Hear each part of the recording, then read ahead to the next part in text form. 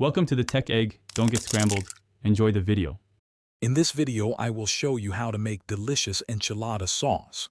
First, gather your ingredients: chili powder, cumin, garlic powder, onion powder, oregano, chicken or vegetable broth, and a little oil and flour for the roux.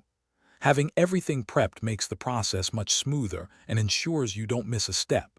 A good quality chili powder is key for that authentic, rich flavor. Now, let's build the foundation of our sauce. Heat 2 tablespoons of your preferred oil in a saucepan over medium heat. Once warm, whisk in 2 tablespoons of all-purpose flour to create a smooth roux. Continue cooking this mixture for about 1 to 2 minutes, stirring constantly until it achieves a light golden brown color. This step is crucial for thickening your sauce and eliminating any lumps. Next, it's time to infuse our sauce with deep flavor. Gradually pour in 2 cups of chicken or vegetable broth, whisking continuously to ensure a smooth consistency. Then, stir in 3 tablespoons of chili powder, 1 teaspoon of ground cumin, and other desired seasonings like garlic powder and oregano.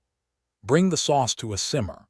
Then reduce the heat and let it cook for 10 to 15 minutes, stirring occasionally until it thickens to your liking. Finally, let's perfect your homemade enchilada sauce. Taste the sauce and adjust the seasoning with salt and pepper as needed.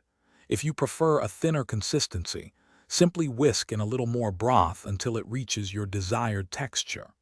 This versatile sauce is now ready to elevate your favorite enchilada dishes.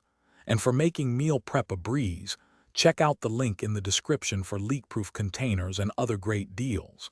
Enjoy your delicious, homemade enchilada sauce. Thanks for watching. Consider subscribing if I helped unscramble your problems.